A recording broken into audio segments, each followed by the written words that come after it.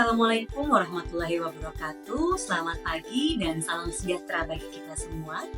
Perkenalkan, saya Darwati Pratamasari, salah satu dosen di Fakultas Teknik Universitas Mula Warman, program studi S1 Teknik Sipil.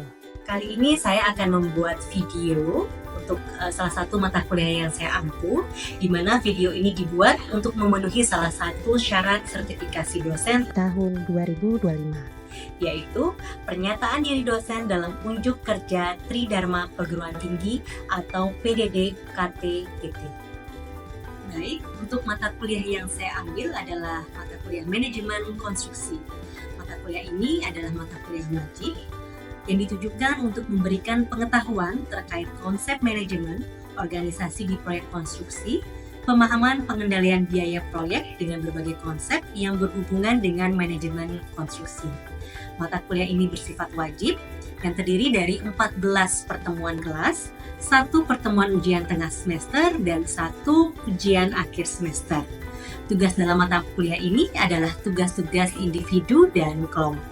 Untuk metode pembelajarannya, kita menggunakan PJBL atau Project Based Learning dan juga akan banyak mengeksplor studi kasus. Baik, untuk materi pada mata kuliah Manajemen Konstruksi ini adalah definisi manajemen konstruksi industri jasa konstruksi.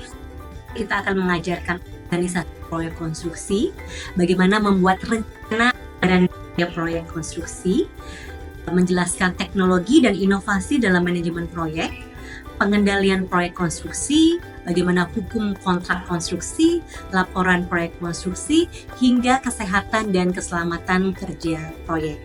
Skema penilaian pada mata kuliah ini adalah menggunakan skema 1 yang berbobot di mana UTS 15%, ujian akhir semester 25%, PJBL 25%, tugas 25%, dan afektif 10%.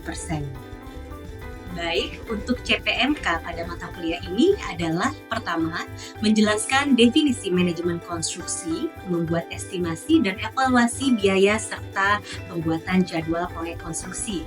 Yang kedua, menjelaskan pengelolaan biaya, mutu, waktu, dan keselamatan kerja pada proyek konstruksi. Yang ketiga adalah menganalisis hukum kontrak konstruksi. Pada mata kuliah manajemen konstruksi, ini terdapat 8 sub CPMK. Yang pertama, yaitu mahasiswa dapat menjelaskan definisi manajemen konstruksi dan industri jasa konstruksi. Sub CPMK kedua, yaitu mahasiswa dapat menjelaskan organisasi proyek konstruksi. Yang ketiga, yaitu mahasiswa dapat menjelaskan rencana anggaran biaya proyek konstruksi. Sub CPMK keempat, yaitu mahasiswa dapat mengklasifikasikan teknologi dan inovasi dalam manajemen proyek. Sub CPMK 5, mahasiswa dapat menjelaskan pengendalian proyek konstruksi. Sub CPMK 6, mahasiswa dapat menjelaskan hukum kontrak konstruksi. Sub CPMK 7, yaitu mahasiswa mampu menjelaskan dan membuat laporan proyek konstruksi. Dan yang terakhir, sub CPMK 8, yaitu mahasiswa mampu dan memahami pentingnya kesehatan dan keselamatan kerja proyek. Sistem pembelajaran yang diterapkan yaitu sistem DIA, Delivery, Interaction, and Assessment. Delivery dapat dilakukan dengan penyampaian bahan tayang video pembelajaran, modul, dan atau buku referensi. Kemudian interaktif dapat dilakukan melalui diskusi bersama mahasiswa, memaparkan studi kasus, dan memberikan kesempatan seluas-luasnya bagi mahasiswa untuk tanya jawab pada saat kegiatan pembelajaran berlangsung. Kemudian, asesmen dapat dilakukan melalui tugas dan kuis atau evaluasi dengan tujuan mengukur kemampuan mahasiswa dalam menelaah materi yang telah disampaikan. Oke, Assalamualaikum warahmatullahi wabarakatuh. Waalaikumsalam warahmatullahi wabarakatuh. Selamat siang semuanya. Gimana kabarnya, sehat ya? Alhamdulillah. Hari ini kita melaksanakan kuliah manajemen konstruksi, mata kuliah wajib 2 SKS ya, di pertemuan kedua. Oke, pertemuan kedua tentang tahapan proyek konstruksi. Tapi saya ringkas dulu nih, di pertemuan pertama yang kemarin. Oke, jadi pertemuan kemarin ada 4 peran manajer atau manajemen konstruksi. Coba disebutkan, siapa yang bisa jawab? Saya. Oke, siapa ya? Oke, boleh. Kesya. Peran manajemen konstruksi ada 4. Yang pertama, agensi construction management. Betul ya jawabannya ya. Kita beri tepuk buat. Secara sederhana, jadi kita misalkan analisa sistem ya, input, proses dan output. Dimana misalkan kita membuat botol, ya, membuat botol, inputnya apa saja? Pasir, air, kerikil ya, kerikil dan semen ya, empat itu.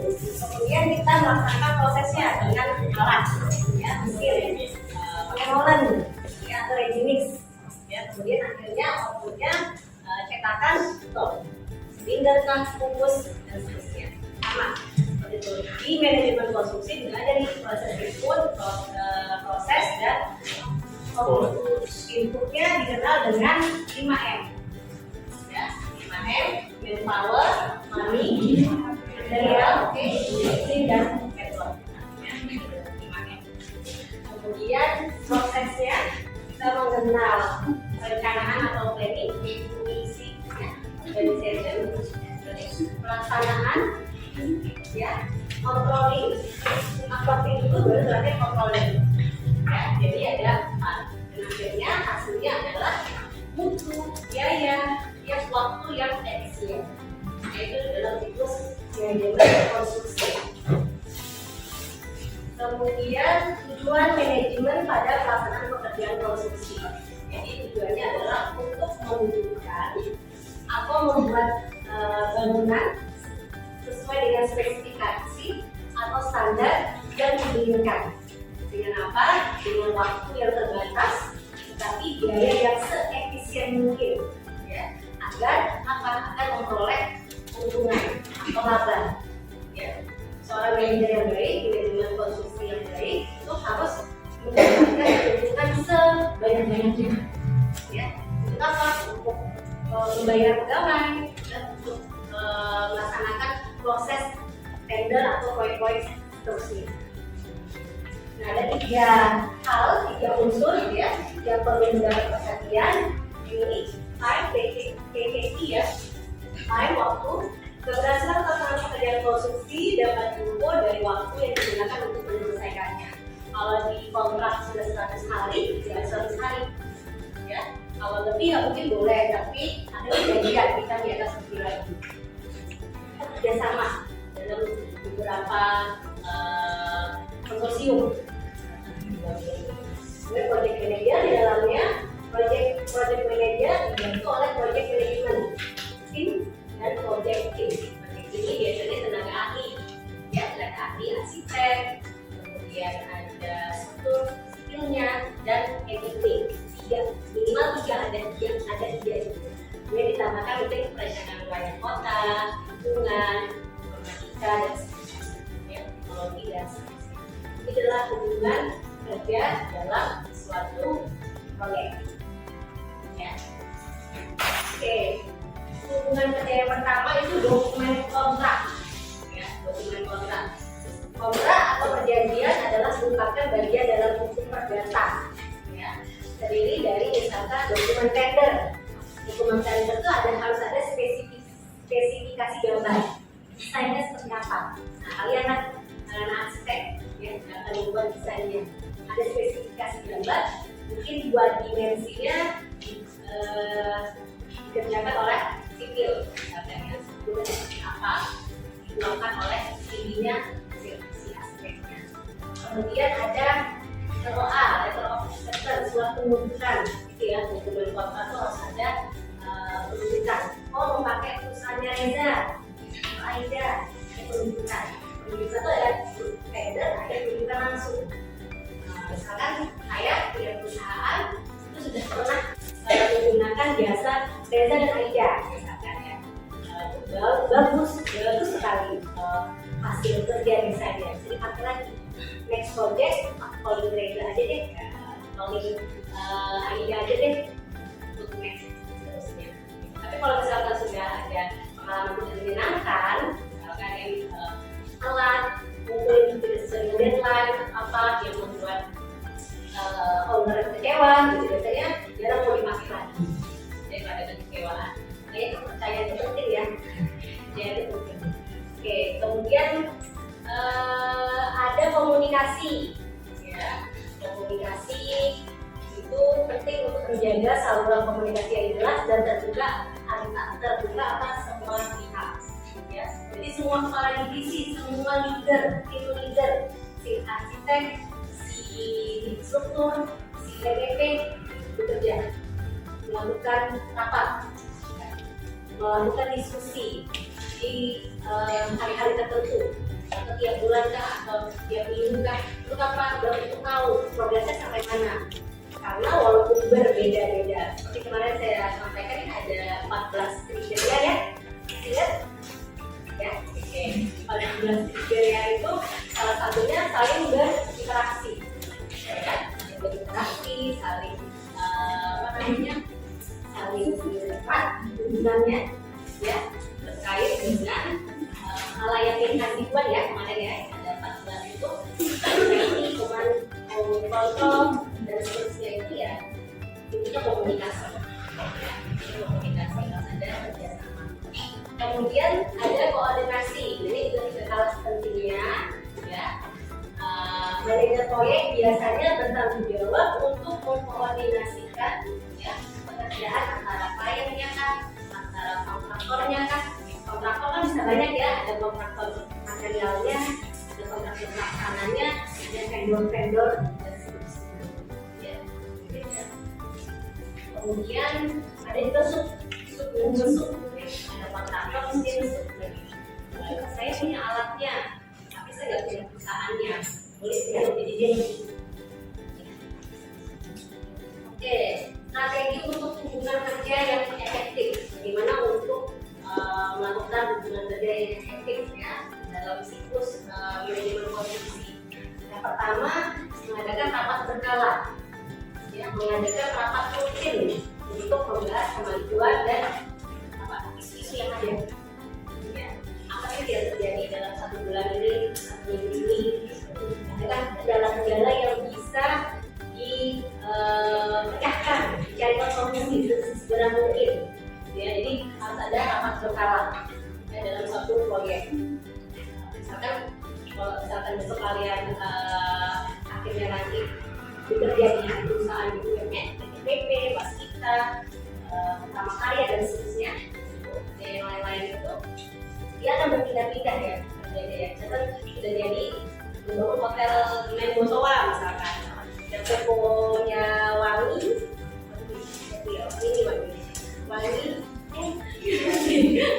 Wangi, misalkan 55.000 per sak, 50 kilo ya.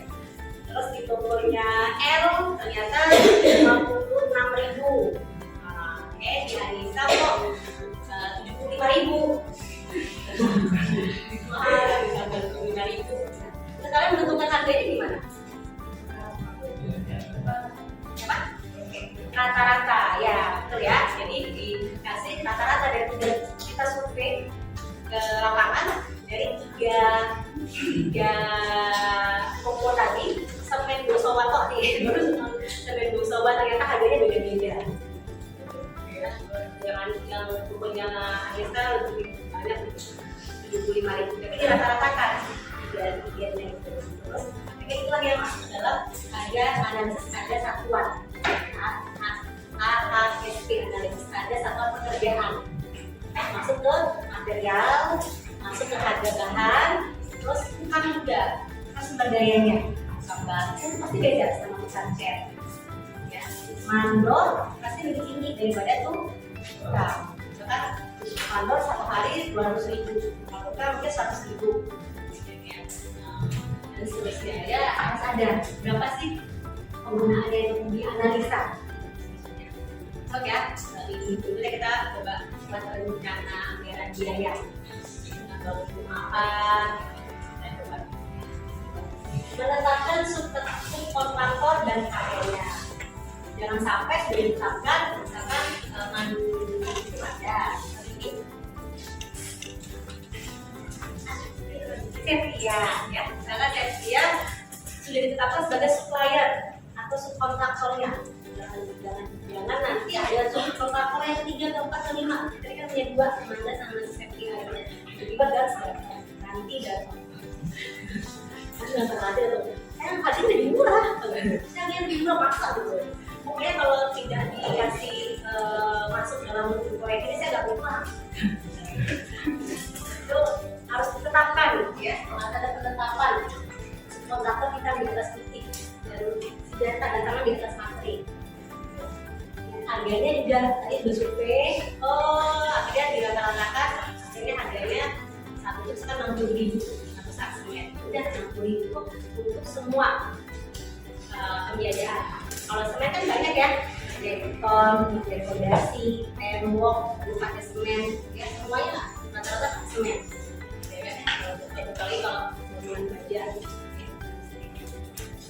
Kemudian yang kedua, pengendalian yang mendasarkan kepada hasil pelaksanaan atau output. Terdiri dari bagaimana mencari data hasil pelaksanaan atau prestasinya, dimana kita melaksanakan oknum ya, proyek itu pengawasnya oknum. Terus evaluasi terhadap rencana. Apa enggak? Evaluasi drawingnya dengan hasil drawingnya sama tidak? Fisiknya sama tidak? Dari kita kan ada desain yang kurang baik gitu kan, kita jadi kesalahan. Kok di gambar sih warna harusnya hijau? Kok di ternyata aslinya kok warnanya putih gitu? Kok belum kan masih di kanu ya? Di gaji, warnanya putih, boleh di kampung pak. Mengevaluasi terhadap bencana, membuat analisis, memahami apa yang terjadi dan menemukan penyebab masalahnya. Pengendalian meliputi 2 sisi waktu ya. Yang pertama berdasarkan waktu kontrak yang terpakai sampai saat ini. Pekerjaan saat itu belum 190 hari. Waktu itu yang sampai saat ini berapa waktu yang sudah terpakai? Ya. Sampai saat ini sudah berapa prestasi tercapai? Oknum berapa fisiknya? 50%, ya. Sampai prestasi saat ini sudah berapa anggaran pelaksanaan yang terpakai digunakan dalam waktu karena proyek 190 hari, 50 hari itu sudah berapa sih? Berapa kali termin? Berapa kali biaya ini diambil? Terus fisiknya berapa persen? 20 berapa persen? Kemudian yang kedua berdasarkan sisa waktu kontrak dari 190 hari ini sudah mendekati hari H. Misalnya dengan sisa waktu kontrak yang ada, bagaimana menyelesaikan sisa pekerjaan. Karena tadi ternyata ada musibah, bangunannya ada rusak. Harus ditanyakan oleh si owner, sabutnya berapa hari lagi yang dibiayain. Selain waktu, anggarannya berapa nih? Dengan sisa anggarannya bisa nggak selesai dalam bulan saya ini? Gol atau tidak? Bisa atau tidak? Ada atau tidak? Oke, yang terakhir itu jadwalan. Penjadwalan dalam pengertian proyek konstruksi merupakan perangkat untuk menentukan aktivitas yang diperlukan ya, untuk menyelesaikan suatu proyek dalam urutan serta kerangka waktu tertentu. Yang mana setiap aktivitas harus dilaksanakan agar proyek selesai tepat waktu dengan biaya yang ekonomis. Jadi di breakdown, ya, di breakdown semua dalam penjadwalan itu di breakdown pekerjaan apa saja. Karena mengerjakan fondasi, pertama kan ada pembersihan. Ya. Penjadwalan kalau untuk si pemberi tugas atau pemilik, ya, atau ownernya itu pengetahuan mengenai waktu awal dan akhir suatu proyek. Kalau sudah ada penjadwalan, dia tahu nih waktunya kapan, akhirnya kapan. Oh, sebelum tahun baru 31 Desember sudah selesai. Jadi saya bisa menempati rumah ini, gedung ini. Dia tahu di tahun baru, dia bisa selamatan nih ke sini. Ya, dulu sebelum berkaki. Dia dapat mengevaluasi waktu, penyelesaian, dan biaya proyek. Jadi bukan hanya pengawas saja, si owner juga tahu. Jadi tinggal calling aja kan, nggak mungkin kalau owner setiap kali ke lapangan. Kita sudah berintahin juga dari orang, konsultan si kontraktornya, pengawas sudah diberikan gaji, gitu ya, untuk mengevaluasi. Nah, berapa banyak sih, berapa lama sih dapat merencanakan cash flow atau arus kas proyek, ya. Cash in atau cash out, balance atau tidak, seimbang atau tidak. Jangan sampai banyak dana yang dikeluarkan, ya, ada sisi yang terlalu. Kemudian untuk pemberi jasa konstruksi itu manfaatnya sama dengan pemberi tugas, bermanfaat untuk merencanakan kebutuhan material, ya, peralatan dan tenaga kerjanya apa saja. Dananya segini, materialnya segini saja. Oh ternyata dananya banyak ya, materialnya kita up.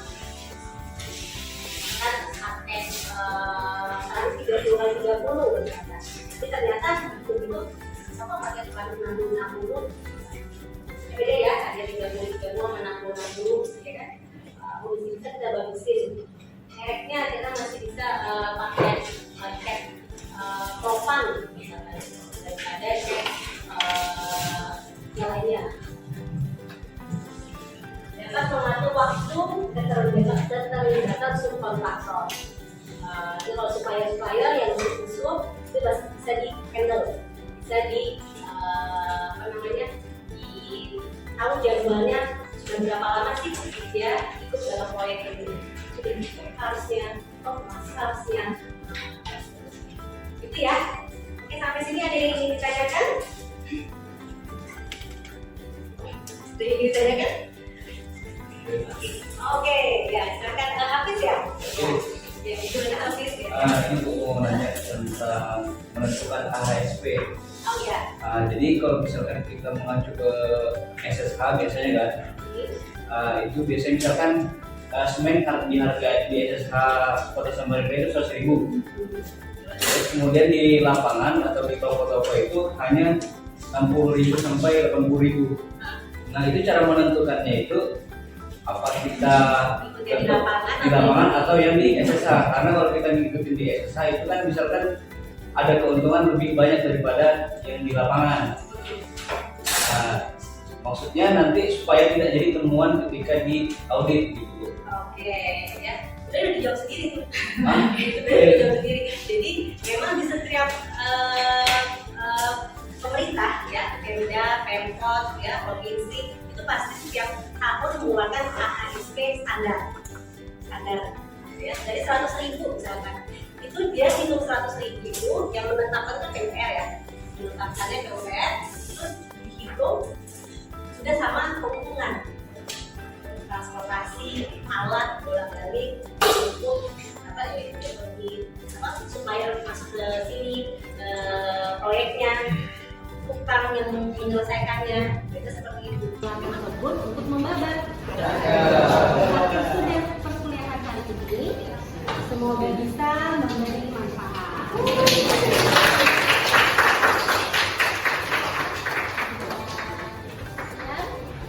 Oke ya, untuk absensinya sudah saya buka ya di start ya, web untuk presensi mahasiswa. Silakan untuk swafoto masing-masing. Terima kasih. Sampai jumpa. Saya akhiri wabillahi taufiq wal hidayah. Wassalamualaikum warahmatullahi wabarakatuh.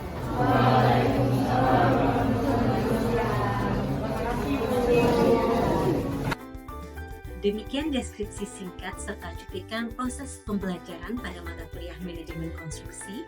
Semoga dapat memberikan ilustrasi mengenai kinerja pengajaran yang saya lakukan khususnya di mata kuliah manajemen konstruksi. Saya mengucapkan terima kasih kepada seluruh tim penilai dan tim panitia sertifikasi dosen. Tidak lupa juga saya mengucapkan terima kasih kepada Universitas Mula Warman, Rektor Universitas Mula Warman, Dekan Fakultas Teknik, rekan sejawat dosen, dan rekan-rekan mahasiswa. Demikian yang dapat saya sampaikan. Atas semua kekurangan dari saya mohon maaf yang sebesar-besarnya. Wabillahi taufiq wal hidayah. Wassalamualaikum warahmatullahi wabarakatuh.